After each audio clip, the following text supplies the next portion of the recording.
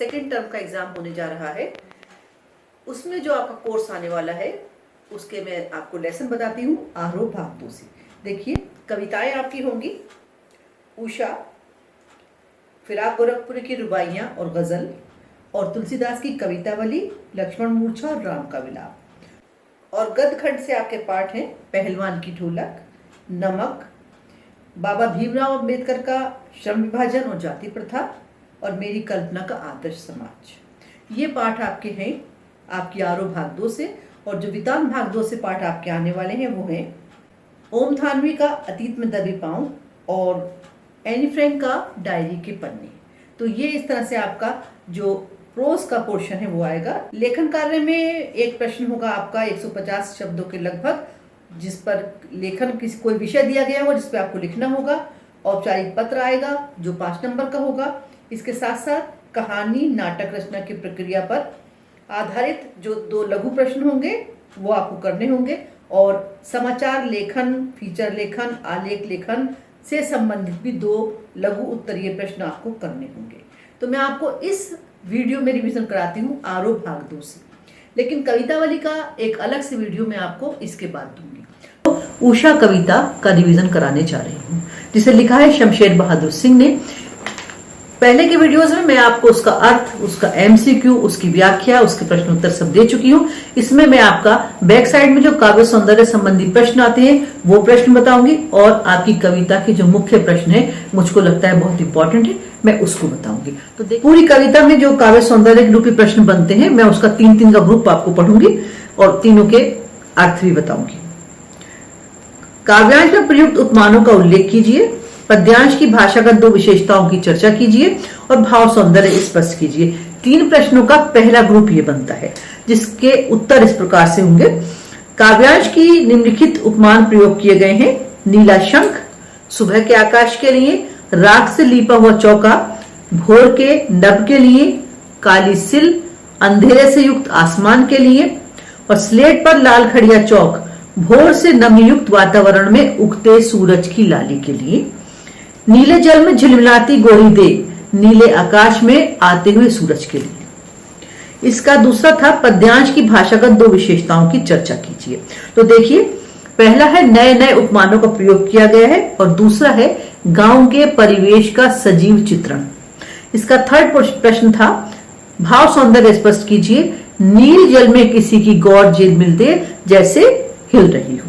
तो इसमें कवि ये कहना चाहते हैं कि सुबह सूर्य उदय से पहले जो आकाश में नमी होती है, स्वच्छ वातावरण होता है, उस स्वच्छता के कारण ऐसा प्रतीत होता है जैसे नीले जल में किसी का गोरा शरीर झिलमिला रहा, और जैसे ही सूरज निकलता है ये सारा जादुई माहौल मिट जाता है। तो 3 प्रश्न जो बने उनका तीनों का उत्तर मैंने दिया। इसमें 3 प्रश्न और बनते हैं कविता पर। ये पूरी उषा कविता पर जो प्रश्न बनते हैं काव्य सौंदर्य संबंधी मैं वो आपको बता रही हूँ। 3 बनते हैं। देखिए, कोष्ठक के प्रयोग से कविता में क्या विशेषता आ गई है, काव्यांश में आए किन्हीं 2 अलंकारों का नाम बताइए, और उपयुक्त कविता में किस दृश्य बिंब से आप सबसे अधिक प्रभावित हुए हैं और क्यों। तो देखिए, पहला इसका उत्तर है कोष्ठक का प्रयोग अतिरिक्त जानकारी के लिए किया जाता है। इसका खा शंख जैसे में उपमा है, और बहुत काली सिल में उत्प्रेक्षा अलंकार है। इनसे आकाश की पवित्रता और प्रातः के जो अंधेरापन है उसको प्रकट किया गया है। इसका तीसरा है दृश्य बिंब से आप अधिक प्रभावित होते हैं और क्यों।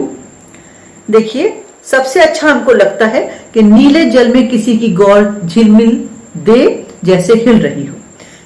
अब मैं आपको इसके बताती हूं जो इंपॉर्टेंट प्रश्न है वो। देखिए, एक इंपॉर्टेंट प्रश्न इसका बनता है जो कई बार एग्जाम में पूछा गया है। उषा कविता में प्रातःकालीन आकाश की पवित्रता, निर्मलता और उज्ज्वलता से संबंधित पंक्तियों को बताइए। तो पवित्रता, निर्मलता और उज्ज्वलता से जो पंक्तियां इसको क्लियर करती हैं मैं उनको आपको बताऊंगी। पवित्रता, राख से लीपा हुआ चौका। निर्मलता के लिए काली सिल जरा से लाल केसर से जैसे धुल गई हो, और उज्ज्वलता के लिए है नीले जल में किसी की गौर झिलमिल देह जैसे हिल रही हो। एक प्रश्न और इसमें बहुत इंपॉर्टेंट है, उसको मैं आपको बताती हूँ। अपने परिवेश के उपमानों का प्रयोग करते हुए सूर्य उदय और सूर्यास्त का शब्द चित्र खींचिए। तो सूर्य उदय का तो इसमें बता दिया गया जब सूरज निकलता है, सूर्य जब अस्त होता है यानी कि सूरज जब डूबता है उसके बारे में आपको बताना है, तो वो आप अपनी कल्पना से लिख सकते हैं। प्रश्न बहुत इंपॉर्टेंट है इसलिए मैंने आपको प्रश्न बता दिया है। किस प्रकार से सूरज धीरे धीरे जाता है और गहरे लगता है जैसे गहरे समुद्र में या कहीं नीचे की तरफ जा रहा हो। पक्षी लौटने लगते हैं अपने अपने घरों को, बच्चे घोंसलों से लटकने लगते हैं। इस तरह से इस प्रश्न का उत्तर को आप कीजिएगा। ये प्रश्न का उत्तर आप अपनी कल्पना के आधार पर कर सकते हैं। तो ये हो गए हमारे उषा कविता के काव्य सौंदर्य संबंधी जो 3-3 का ग्रुप पूछा जाता है वो प्रश्न, और साथ में जो आपके इंपॉर्टेंट प्रश्न बनते थे वो भी मैंने आपको बता दिए। उषा कविता को अच्छी तरह से रिवाइज करिएगा, कविता बहुत इंपॉर्टेंट है। इस वीडियो में मैं आपको रुबाइयां फिराक गोरखपुरी द्वारा जो लिखित हैं उसके बारे में बताने जा रही हूं। मैं उसके इंपॉर्टेंट प्रश्नोत्तर और जो काव्य सौंदर्य संबंधी प्रश्न आता है वो मैं इस वीडियो में आपको देने जा रही हूँ। पहले मैं आपको रिवाइज करा देती हूँ इसमें रुबाइयों में माँ और बच्चे के बारे में बताया गया है कि किस प्रकार से माँ बच्चे से प्यार करती है और बच्चा माँ के प्यार को समझता है। जब माँ उसको उछालती है तो वो खुश हो जाता है, जब वो उसको नहलाती धुलाती है तब वो उसको प्यार से देखता है, और वो सारी जिद भी माँ से करता है। वो चाहता है माँ से कि वो आसमान का चांद उसके लिए खिलौने के रूप में ला दे। माँ हर तरकीब जानती है बच्चों को बहलाने की, इसलिए चांद को वो शीशे में दिखा देती है। और जब दीपावली होती है तब माँ अपने बच्चों के घरों में भी दीपक जलाया करती है, और बहनें जब अपनी भाइयों की हाथों में राखी बांधती हैं तो राखी के लच्छे ऐसे झिलमिलाते हैं जैसे सावन में घटाओं के बीच में से बिजली चमकती है। ये हो गई रुबाइयों का अर्थ। अब मैं आपको बताती हूँ इसके इंपॉर्टेंट प्रश्नोत्तर। देखिए, पहला प्रश्न जो इसका मुख्य बनता है वो ये है कि सावन की घटाएं और रक्षाबंधन का पर्व, इसमें टिप्पणी में दिया था आपकी। तो सावन की घटा और रक्षाबंधन के त्योहार का आपस में संबंध है। राखी जो त्योहार है वो सावन के महीने में आया करता है। इस मौसम में घटाएं आसमान में छा जाती हैं। इसी तरह भाई बहन के मन में भी जो स्नेह है वो घटाओं के समान छाया रहता है और छा जाता है। तो एक तो ये हो गया। दूसरा प्रश्न मैं आपको बताती हूँ जो इंपॉर्टेंट है। बच्चे की हंसी सबसे ज्यादा कब गूंजती है? जब बच्चा माँ के उछालने पर ऊपर जाता है और नीचे आता है, तब वो उछल उछल कर हंसता है, प्रसन्न होता है, और उसकी हंसी की गूंज चारों ओर फैल जाती है। बच्चा खुले वातावरण को देखकर वैसे ही बहुत प्रसन्न होता है और उछलने से वो रोमांचित हो जाता है, और रोमांच के कारण उसकी आवाजें दूर दूर तक गूंजने लगती है। आइए अब देखते हैं इसका जो काव्य सौंदर्य संबंधी प्रश्न पूछे जाते हैं उसके बारे में। तो इसका काव्य सौंदर्य संबंधी जो प्रश्न बनता है जो पिछले एग्जाम्स में भी आया है वो है, आंगन में ठुनक रहा है जिदियाया है, बालक तो है चांद पर ललचाया है, दर्पण उसे देखकर कह रही है माँ देख आईने में चांद उतर आया है। तो इस पर जो 3 प्रश्न बने हैं वो इस प्रकार से हैं। काव्यांश की भाषा की 2 विशेषताओं का उल्लेख कीजिए। दूसरा प्रश्न इसमें है, ये काव्यांश किस छंद में लिखा गया है उसकी विशेषता बताइए। तीसरा प्रश्न इसमें है, देख आईने में चांद उतर आया है, कथन के सौंदर्य को स्पष्ट कीजिए। तो पहला प्रश्न इसका है, काव्यांश की भाषा की 2 विशेषताओं का उल्लेख कीजिए। तो देखिए, काव्यांश की जो भाषा है वो उर्दू हिंदी मिश्रित है, जो सरल है, सुबोध है, और इसमें बाल मनोविज्ञान का एक सचित्र चित्रण किया गया है। दूसरा प्रश्न है, किस छंद में इसको लिखा है? तो ये रुबाई छंद में लिखा गया है जिसमें 4 पंक्तियां होती हैं। पहली और चौथी पंक्ति में तुक मिलाई जाती है और तीसरी पंक्ति जो है वो स्वतंत्र होती है। पहली और चौथी पंक्ति में तुक मिलाते हैं, जैसे यहां पर है जिदियाया है उतर आया है, तो आया है और याया है दोनों में तुक मिलाई गई है। और जो इसकी दूसरी पंक्ति है वो है, तीसरी पंक्ति इसमें स्वतंत्र है, दर्पण उसे देकर कह रही है मां, यहां पर तुकबंदी नहीं है। इसका प्रश्न नंबर 3 है, देख आईने में चांद उतर आया है, कथन के सौंदर्य को स्पष्ट कीजिए। तो इस कथन में मां की सूझबूझ को दर्शाया गया है। वो बच्चे की जिद को पूरा करने की हर तरकीब लड़ाती है और इसीलिए वो दर्पण में चांद दिखाकर उसकी जिद को पूरा कर देती है। यहाँ पर ग्रामीण संस्कृति भी साकार हो उठती है, क्योंकि बच्चे ऐसी जिदें आमतौर पर गांवों में करते हैं। ये हो गया इसका काव्य सौंदर्य संबंधी प्रश्न जो कि एग्जाम में पूछा जाता है। फिराक गोरखपुरी की गजल जो वितान भाग 2 में है उसका रिवीजन और उसका काव्य सौंदर्य बताने जा रही हूँ। तो रिवीजन में मैं सारे शेरों के अर्थ एक एक लाइन में बताने की कोशिश करती हूँ। देखिए, पहले शेर का अर्थ है कि वसंत ऋतु आने पर जो कलियां हैं वो नए रस से भर जाती हैं और अपनी सुगंध आकाश में बिखेरने के लिए खुल जाती हैं। जिस प्रकार से पक्षी आकाश में उड़ने से पहले अपने पंखों को जांचता परखता है, उसी प्रकार से कलियां अपनी एक एक पंखड़ी को खोला करती हैं। दूसरा जो आपका शेर है उसका अर्थ है, जब रात्रि होने पर सारी दुनिया सो जाती है, तारे भी एक एक करके डूबने लगते हैं, तब कवि को लगता है कि रात के सन्नाटे भी उससे कुछ कहना चाहते हैं या अपनी वेदना को व्यक्त करना चाहते हैं। कई बार हम लोग अपनी किस्मत को दोषी ठहरा देते हैं कि हमारी किस्मत खराब है कि हमें सफलता नहीं मिलती। तो कवि इसमें यह कहते हैं कि हम और हमारी किस्मत दोनों एक दूसरे को दोषी ठहराते हैं। किस्मत कहती है किस व्यक्ति की किस्मत मुझे बना दिया गया कि वो कुछ करता नहीं है, और व्यक्ति कहता है मेरी किस्मत खराब है, मैं इतना करता हूं और सफलता नहीं मिलती। बहुत सारे लोगों को दूसरों की बुराइयां करने की बेकार की आदत होती है। उन्हीं लोगों को जैसे कवि सावधान करते हैं इन लाइनों में कि वो जो दूसरों की बुराइयां करते फिरते हैं, ये बात भूल जाते हैं कि वो दूसरों की बुराइयां नहीं करते, साथ साथ अपनी इस बुराई को भी जग जाहिर करते हैं कि उनको औरों की बुराइयां करने की बुरी आदत है। कवि कहते हैं इन लाइनों में कि वो पूरे होशो हवास के साथ अपने प्रेम की कीमत अदा करते हैं। इस कीमत को अदा करने में अगर उन्हें कोई दीवाना कहना चाहता है तो वो दीवाना बनने को भी तैयार हैं, क्योंकि समाज में ऐसे व्यक्ति पागल होते हैं जो कि प्रेमी होते हैं। कवि अपनी प्रेमिका से बहुत प्यार करता है, उसकी पीड़ा का भी सम्मान करता है, इसलिए उसका नाम किसी के सामने लेना पसंद नहीं करता। उसके दुख को अपने मन के भीतर छिपाता है और छिप छिप के सबसे रोलया करता है। कवि का कहना यह है कि हम उतना ही पाते हैं जितना कि हम लगाते हैं। प्रेम पाने के लिए, दूसरों के प्रेम को पाने के लिए, प्रेमिका के प्रेम को पाने के लिए पहले स्वयं को मिटाना पड़ेगा, तभी कुछ पा सकते हैं, क्योंकि संसार में प्रेम और सौंदर्य का एक संतुलन, बैलेंस कायम है। कवि कहते हैं कि आबोताब आशार न पूछो, तुम भी आंखें रखो हो, यानी कि जो मेरी रचनाएं हैं उन रचनाओं में जो आपको जादू लगता है, उस जादू को ऐसे ही मत समझो। उसको पाने के लिए उन्होंने बहुत कोशिश की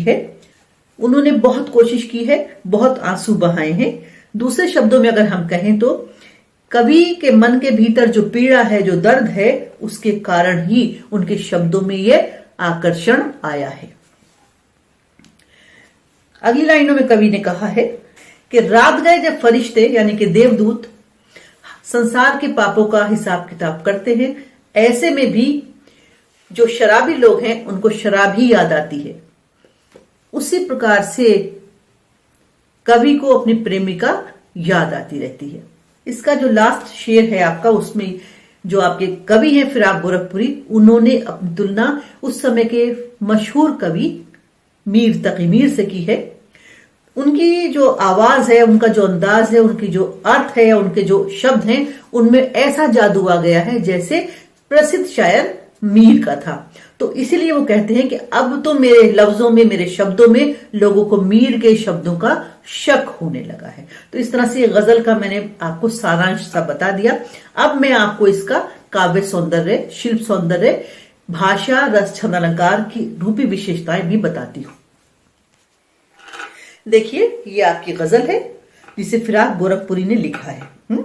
इसकी भाषा जो है वो उर्दू शब्दावली का प्रभावी प्रयोग है। इसमें हिंदी और फारसी के शब्द भी दिखाई देते हैं। अगर हम रस की बात करें तो आपका जो छठा शेर है उसमें वियोग श्रृंगार रस है। अगर हम शैली की बात करें तो यहां पर हम कहा गया है, और हम कहना उर्दू शायरी है और यही इसकी पहचान भी है। इसमें कई मुहावरे भी आए हैं, जैसे कीमत अदा करना, उड़ा लेना, आंख रखना। अलंकार देखिए, पहले शेर में रंग और खुशबू को मानवीय कार्य करते दिखाया गया है, इसलिए मानवीकरण अलंकार है। दूसरे शेर में जर्रा जर्रा पुनरुक्ति प्रकाश अलंकार और तारों और सन्नाटे का मानवीकरण किया गया है। सन्नाटे का बोलना विरोधाभास अलंकार है। तीसरे शेर में किस्मत का मानवीकरण किया गया है, क्योंकि किस्मत रो नहीं सकती। छठे शेर में चुपके चुपको में पुनरुक्ति प्रकाश अलंकार है। सातवें शेर में खोकर पाना विरोधाभास है। आठवें शेर में आबोताब में अनुप्रास अलंकार है। नवें शेर में फारसी के शब्दों का सुंदर प्रयोग है और 10वें शेर में गेयता का गुण है। गेयता यानी कि गाया जा सकता है। 10वें शेर को लय यति गति के साथ गाया गुनगुनाया जा सकता है। तो बच्चों, ये हो गया आपका इस गजल का काव्य सौंदर्य। तो ये आपका हो गया काव्य खंड का हिस्सा, जिसमें मैंने कवितावली छोड़ दिया है, जिसका मैं सेपरेट वीडियो आपको दूंगी। तो अब हम चलते हैं गद्य की तरफ। और अब इस वीडियो के इस भाग में मैं आपको नमक को बताऊंगी। रजिया सज्जाद जहीर ने लिखा है, जो भावनाओं पर आधारित पाठ है। तो देखिए, दूसरा हमारा जो पाठ है वो नमक है। सफिया इसका मुख्य कैरेक्टर है। सफिया अपने भाइयों से मिलने लाहौर जाने वाली है, लेकिन उससे पहले एक शाम उनके पड़ोस में कीर्तन है। वो कीर्तन में जाती हैं। वहां पर जो घर वाले हैं, उनकी जो बहू है, वो उससे बातें करती हैं। उनके पास में एक सिख महिला बैठी है। वो बार बार उनको देखती है। उन्हें लगता है कि वो उनकी माँ की जैसी है। वैसा ही सफेद दुपट्टा पहने हैं, वैसी ही उनकी कद काटी है, वैसा ही सारा परसेप्शन है। तो वो उनको बहुत प्यार से देखती रहती है। सिख महिला भी उनको बहुत प्यार से देखती है। बाद में अपनी बहू से पूछती है कि आखिर ये कौन है। पता चलता है कि पड़ोस में रहने वाली एक लेखिका है और अब अपने भाइयों से मिलने लाहौर जाने वाली है। जो सिख महिला है वो तो लाहौर के ख्यालों में खो जाती है, क्योंकि सच में उनका वतन लाहौर ही था। बहुत देर बातें करते रहते हैं। अंत में कीर्तन समाप्त हो जाता है और जब ये लोग अपने अपने घरों को जाने लगते हैं, तब सफिया महिला से पूछती है कि क्या उन्हें कुछ सौगात चाहिए अपने लाहौर की। तब वो बहुत उदास होती हैं और कहती हैं उन्हें बस एक सेर लाहौरी नमक चाहिए। इसके बाद सब लोग अपने अपने घर चले जाते हैं और सफिया अपने भाइयों से मिलने लाहौर पहुंच जाती हैं। 15 दिन का उनका प्रोग्राम है। 15 दिन एकदम से गुजर जाते हैं। नमक भी आ जाता है। उनके भाई कस्टम अधिकारी हैं। उनसे बात करती हैं कि वो नमक ले जाना चाहती हैं। तो बहन भाइयों में इस बात पर थोड़ी सी बहस भी हो जाती है। भाई कहते हैं कि आपके हिस्से में नमक हमसे ज्यादा आया है, आप यहां से नमक क्यों ले जाती हैं। वो बताती हैं कि वो नमक अपने लिए नहीं, अपनी एक माँ के लिए ले जाना चाहती हैं। भाई आश्चर्यचकित रह जाता है कि माँ को मरे तो बरसों हो चुके हैं, ये माँ कहां से अब आ गई। वो पूरी बात उनको बताती है। भाई कुछ ज्यादा नहीं कह पाते। नमक उनके पास आ जाता है। वो कीनों की टोकरी में छिपाकर नमक ले जाती है और फाइनल कस्टम पर आ जाती है। जब वो कस्टम पर आती है तो धीरे धीरे उन्हें ये एहसास होता है कि नमक वो छुपा कर लेकर जाएंगी, क्योंकि ये प्यार की सौगात है। वो दिखा कर लेकर जाएंगी। कीनों की टोकरी के नीचे से नमक निकाल लेती हैं और कस्टम अधिकारी के पास जाती हैं और उनको वैसे ही पूरी बात बताती हैं जैसे कि थी। कस्टम अधिकारी कुछ नहीं कहते। नमक की पुड़िया उनके पर्स में रखते हैं और कहते हैं उन सिख बीबी को बहुत प्यार से नमक दीजिएगा और कहिएगा कि लाहौर अभी तक उनका वतन है और दिल्ली मेरा, और जामा मस्जिद की सीढ़ियों को मेरा सलाम कहिएगा। तो वहां से उनका नमक पार हो गया। अब वो अमृतसर की तरफ आ गई हैं। यहां पर भी कस्टम अधिकारी हैं। कस्टम अधिकारी को पूरी बात वो इसी तरह से बताती है। तो यहां पर जो कस्टम अधिकारी है वो सुनील दास गुप्ता है। वो नमक उनको ले जाते हैं रूम में, वहां पर चाय पिलाते हैं और एक किताब दिखाते हैं जो उनके एक दोस्त ने उनको उनकी बर्थडे पर दी थी, और बताते हैं कि मैं ढाका का रहने वाला हूं और ढाका का ढाक बहुत अच्छा होता है।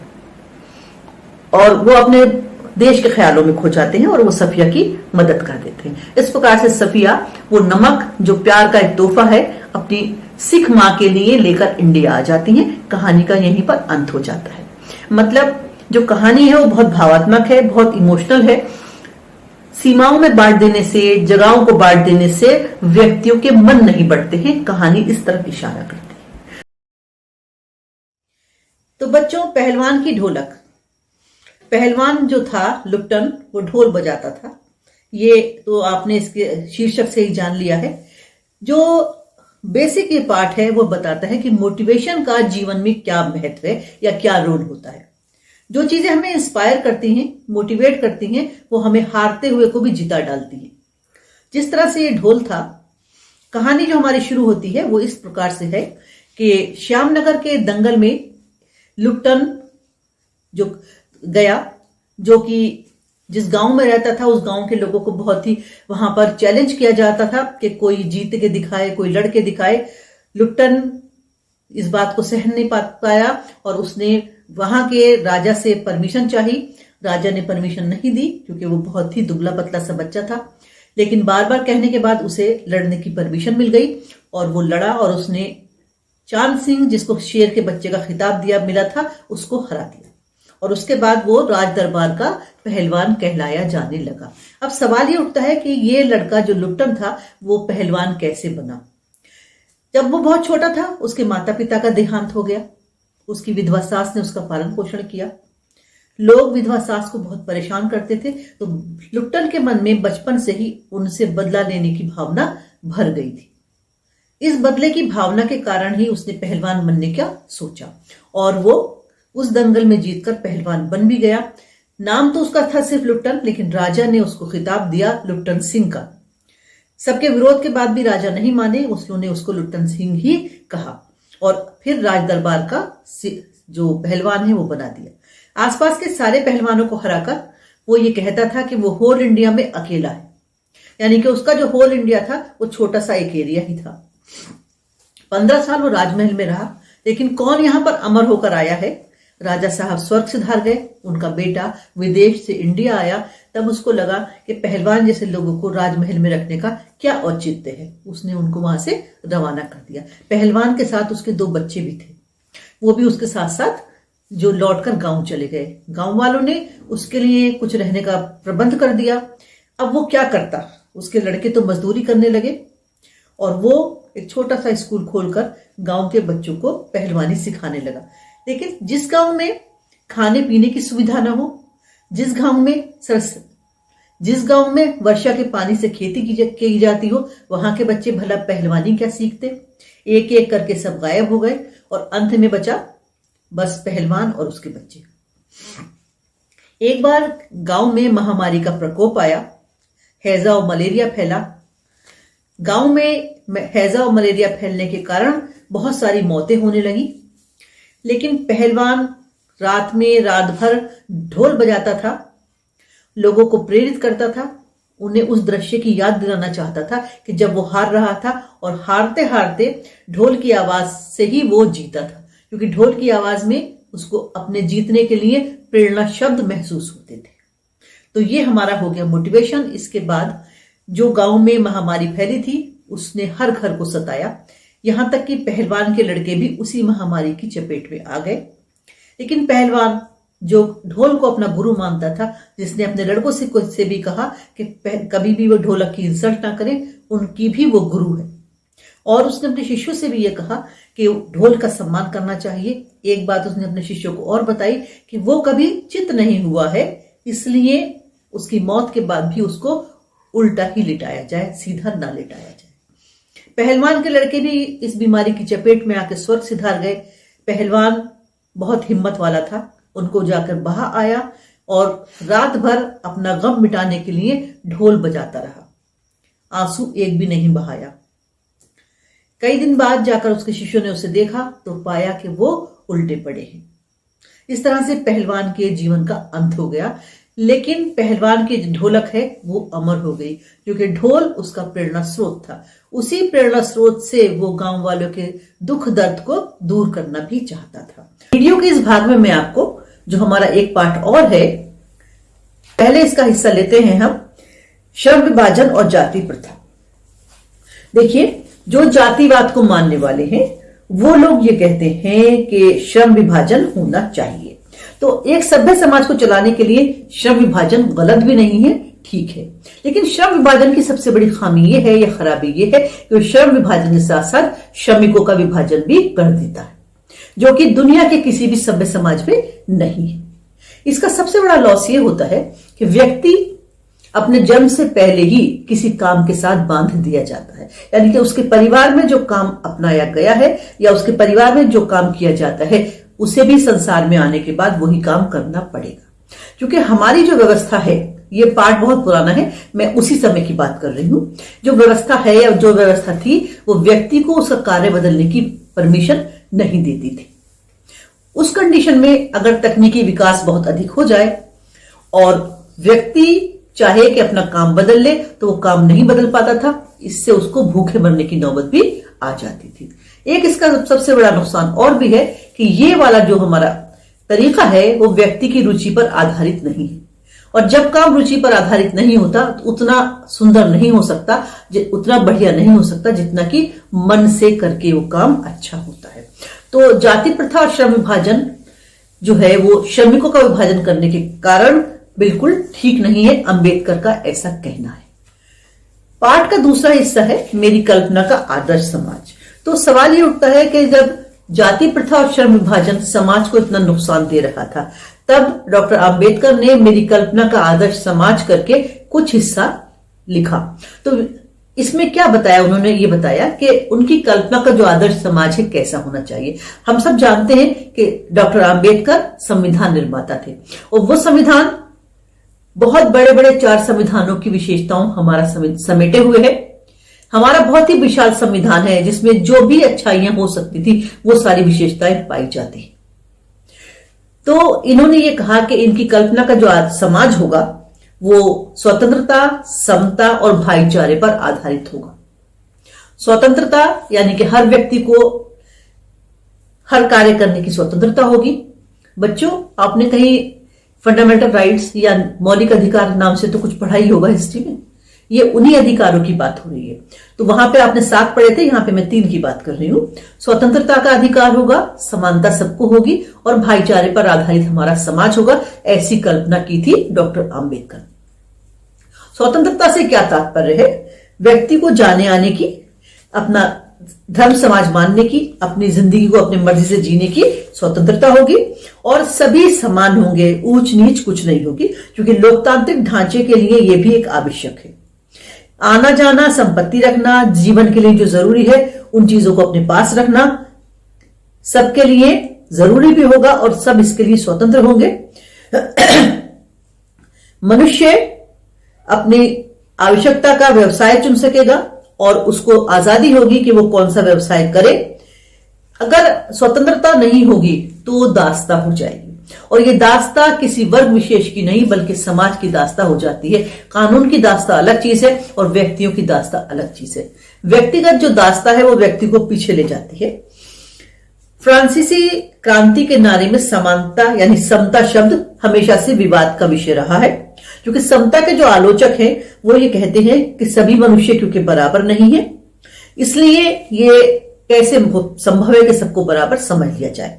मनुष्य की समता यानी कि उसकी कैपेसिटी यानी कि उसकी जो योग्यता है वो 3 बातों पर निर्भर करती है: शारीरिक, वंश परंपरा, सामाजिक उत्तराधिकार और मनुष्य के अपने प्रयत्न। अगर देखा जाए तो इन तीनों ही दृष्टियों से कोई भी व्यक्ति समान नहीं होते, लेकिन अगर वो समान नहीं होते तो क्या इन 3 कारणों के कारण उनके साथ समान व्यवहार नहीं किया जाना चाहिए? तो उन्हें भी विकास का पूरा पूरा अवसर मिलना चाहिए। लेखक कहते हैं कि अगर उच्च वर्ग के लोग उत्तम व्यवहार करके जीत जाते हैं तो उनका जो उत्तम व्यवहार है उसका कारण उनकी संपन्नता है। प्रयास मनुष्य को करते रहना चाहिए, क्योंकि प्रयास करना उसके वश में है और क्षमता उसके अंदर है, तो वो विकास पाके वो निश्चित तौर पर ही विजयी हो जाता है, यानी कि अपने जीवन में सुविधाओं को प्राप्त कर लेता है। बच्चों, अभी तक आपने नमक, पहलवान की ढोलक, श्रम विभाजन और जाति प्रथा और मेरी कल्पना का आदर्श समाज, इन पाठों को दोबारा समझ लिया है।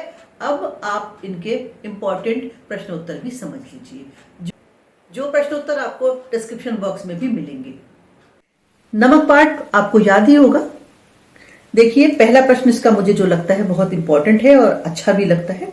सफिया के भाई नमक की पुड़िया ले जाने से क्यों मना कर रहे थे? इसका उत्तर है, जिन्हें मैंने 3 पॉइंट में डिवाइड किया है। सफिया के भाई नमक की पुड़िया ले जाने से मना कर रहे थे क्योंकि पाकिस्तान से भारत के लिए नमक का निर्यात प्रतिबंधित था। इसी में दूसरा पॉइंट, कस्टम अधिकारी भी नमक की पुड़िया निकल आने पर बाकी सामान की तलाशी बहुत ही कड़ाई से लेंगे, इससे भाइयों की बदनामी होगी, इसलिए भी वो मना कर रहे थे। तीसरा पॉइंट है, भारत में नमक की कोई कमी नहीं थी, इसलिए भी उनके भाई मना कर रहे थे। इसी का प्रश्न नंबर 2, नमक की पुड़िया ले जाने के संबंध में सफिया के मन में क्या द्वंद्व था? नमक की पुड़िया भारत लाने के लिए, यानी कि नमक की पुड़िया ले जाने के संबंध में सफिया के मन में द्वंद्व था कि नमक वो छिपाकर लेकर आए या नमक वो दिखाकर लेकर आए। पहले वो कीनों की टोकरी में नमक को छिपा देती है, लेकिन बाद में उसके मन में विचार आता है कि वो प्यार का जो ये तोहफा है उसे छिपा कर लेकर नहीं जाएगी, बल्कि कस्टम अधिकारियों को दिखाकर उन्हें समझाकर ही भारत लेकर आएगी। इसका तीसरा प्रश्न है, सफिया के चरित्र की विशेषताएं बताइए। देखिए, पाठ के आधार पर जो सफिया नाम के पात्र की विशेषताएं बनती हैं वो हैं, नंबर 1, भावुक महिला। सफिया एक बहुत ही भावुक महिला है। वो महिला जिससे उसकी मुलाकात केवल एक बार कीर्तन में हुई थी, जो उसे अपनी मां के समान लगी थी। उन सिख बीबी की भावनाओं की वो बहुत कद्र करती है और उसी के आधार पर लाहौर से भारत नमक लाना चाहती है, जबकि ऐसा करना कानून के खिलाफ था। वो इसे अच्छी तरह जानती भी है, लेकिन भावनाओं के सामने उसके सारे विचार कमजोर पड़ जाते हैं। दूसरी विशेषता उनकी है, वायदे की पक्की है। वो बहुत ही वायदे की पक्की महिला थी। किसी भी कीमत पर भाइयों को नाराज करके भी नमक भारत लाना चाहती थी। उन्होंने सोच लिया था कि चाहे कस्टम अधिकारी उन्हें पकड़ ले, कुछ भी कर ले, लेकिन वो नमक भारत लेकर ही आएंगी, क्योंकि उन्होंने अपनी सिख मां से इस बात का वायदा किया है। व्यवहारिक, तीसरा विशेषता ये समझ में आती है, सफिया व्यवहारिक महिला है। वो प्रेम के तोहफे को इसीलिए चोरी से नहीं लाना चाहती और दोनों देश के कस्टम अधिकारियों के सामने अपनी बात भी रखती हैं और उन्हें अपने पक्ष में भी कर लेती हैं। इस प्रकार से वो तोहफे के रूप में नमक की पुड़िया लाने में सफल हो जाती है। क्योंकि इस हिस्से में मैं आपको श्रम विभाजन और जाति प्रथा से जो प्रश्नोत्तर बनते हैं वो बताऊंगी। देखिए, पहला प्रश्न इसका, जाति प्रथा को श्रम विभाजन का ही एक रूप न मानने के पीछे डॉक्टर अंबेडकर के क्या तर्क हैं? जाति प्रथा को श्रम विभाजन का ही रूप जाति प्रथा को श्रम विभाजन का ही एक रूप न मानने के पीछे अंबेडकर के कई तर्क हैं। जैसे, जाति प्रथा श्रम विभाजन के साथ साथ श्रमिक विभाजन भी कर देती है। सभ्य समाज में श्रम विभाजन आवश्यक है, परंतु श्रमिकों के विभाजन में जो विभाजन है वह अन्य देशों में नहीं है, उसमें हम अन्य देशों से अलग है। इसका अगला पॉइंट है, भारत की जाति प्रथा में श्रम विभाजन मनुष्य की रुचि पर आधारित नहीं होता। वह मनुष्य की क्षमता का ध्यान नहीं करता। जन्म पर आधारित कार्य करने के लिए वो व्यक्ति को मजबूर करता है। जाति प्रथा मनुष्य को विपरीत परिस्थितियों में काम बदलने की अनुमति नहीं देती, जिसका परिणाम ये निकलता है कि व्यक्ति भूखों मरने की नौबत पर आ जाता है। इसी पाठ से अगला प्रश्न है, लेखक के मत से दास्ता की व्यापक परिभाषा क्या है? तो लेखक के मत से दास्ता से अभिप्राय केवल कानूनी पराधीनता नहीं है। दास्ता की व्यापक परिभाषा ये है जिसमें किसी को अपना काम चुनने की स्वतंत्रता ना देना। इसके अंतर्गत कुछ व्यक्तियों को दूसरे लोगों द्वारा निर्धारित व्यवहार और कर्तव्यों का पालन करने के लिए मजबूर होना पड़ता है। इसी पाठ से तीसरा प्रश्न, डॉक्टर आंबेडकर की कल्पना का समाज कैसा है?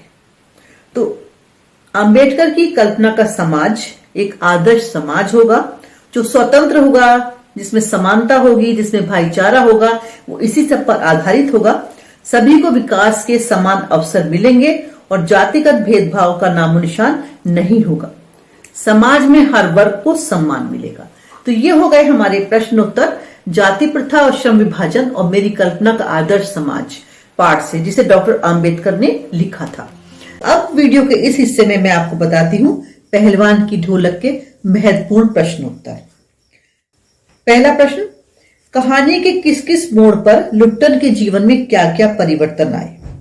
तो देखिए, नंबर 1, 9 वर्ष की आयु में माता पिता स्वर्ग से धार गए। विधवा सास ने उसका पालन पोषण किया। सास पर जो अत्याचार लोग करते थे उन लोगों से बदला लेने के लिए ही वो पहलवानी करने लगा। जब वो किशोर था तब श्यामनगर के दंगल में चांद सिंह शेर के बच्चे को हरा दिया और राज पहलवान बन गया, और उसने काला खां जैसे प्रसिद्ध पहलवान को भी हरा दिया और वो अजय पहलवान बन गया। 15 वर्ष तक राज दरबार में रहा। दोनों बेटों को पहलवानी सिखाई, लेकिन राजा साहब का स्वर्गवास होने के बाद उसे गांव लौटना पड़ गया। गांव लौटने के बाद उसने अखाड़ा बनाया और अपने बच्चों के साथ गांव के बच्चों को भी पहलवानी सिखाने लगा। लेकिन सूखा और महामारी के कारण गांव में जब हाहाकार मच गया तब उसके बेटे भी इसी की चपेट में आ गए, और हिम्मत वाला पहलवान उन्हें कंधे में लादकर नदी में बहा आया। पुत्रों की मृत्यु के बाद वो कुछ दिन अकेला रहा और उसके बाद उसकी भी मृत्यु हो गई। इसका अगला महत्वपूर्ण प्रश्न है, गांव में महामारी फैलने और बेटों के देहांत के बावजूद लुट्टन पहलवान ढोल क्यों बजाता रहा? गांव में महामारी फैलने और बेटों के देहांत के बाद लुट्टन पहलवान ढोलक बजाता रहा। इसका कारण था गांव में जो निराशा का माहौल था, उस माहौल को वो ढोल की आवाज से दूर करना चाहता था। सूखे महामारी के कारण पूरा गांव सन्नाटे की चपेट में आ चुका था। घर के घर खाली हो गए थे। कोई घर ऐसा नहीं था जहां पर शोक समाचार ना हो। वो लोगों को उत्साह पैदा करने के लिए, उनके मन में उत्साह लाने के लिए ढोल बजाया करता था। वो सोचता था कि जिस प्रकार से ढोल की आवाज से वो जीत कर एक बड़ा पहलवान बना, उसी प्रकार से लोग इस दुख से जीत जाएंगे और जीवन की तरफ लौट आएंगे। तो लोगों के हौसले को बढ़ाने के लिए, उनमें जोश का संचार करने के लिए, उनमें उत्साह लाने के लिए वो ढोल बजाता था। देखिए नेक्स्ट इसका प्रश्न, महामारी फैलने के बाद गांव में सूर्योदय और सूर्यास्त के दृश्य में क्या अंतर होता था? सूर्य उदय होने के बाद लोग कैसे रहते थे और सूर्य अस्त होने के समय लोग कैसे रहते थे? तो जब सूर्य उदय होता था तब जो लोग रात्रि में अपने अपने घरों में होते थे, तो सूर्य के निकलते ही वो परेशान से रोते बिलखते अपने अपने घरों से निकलकर अपने पड़ोसियों को ढांढस बंधाया करते थे, उन्हें हिम्मत देते थे। जो लोग बच गए थे उन लोगों को वो और बचाने की सलाह दिया करते थे कि जो चला गया उसकी तो मजबूरी है, उसे हम ला नहीं सकते, लेकिन जो हैं उन्हें बने रहना चाहिए। तो वो एक दूसरे को सहायता और तसल्ली देते थे। लेकिन दिन भर ये सब करते करते वो इतने बेहाल निढाल हो जाते थे, एक तो शोक, तकलीफ, दुख और ऊपर से पूरे दिन की थकन कि सूर्यास्त होते होते वो भी बिल्कुल थक कर अपने अपने झोपड़ों में जाकर छिप जाते। उनके अंदर बोलने की जरा भी हिम्मत नहीं रहती थी। हालत ये थी कि अगर अपने सामने अपने संबंधी भी दम तोड़ते, उन्हें तसल्ली देने की उनके अंदर कोई शक्ति नहीं बची रहती थी। तो इस प्रकार से सुबह और शाम दोनों समय के जो हालात थे वो अलग अलग होते थे। लोगों का जो सोच था, जो नजरिया था, वो भी सुबह और शाम में बदल जाया करता था। सूर्य निकलने पर कुछ होता था और सूर्यास्त के समय कुछ और हो जाता था। तो बच्चों, ये आपका सारा हो गया कोर्स का रिवीजन, जो आपकी आरोह भाग 2 के आने वाले पाठ है। मैंने कोशिश की है कि सारे महत्वपूर्ण प्रश्न उत्तर आप तक पहुंच जाए। वीडियो को अच्छे से देख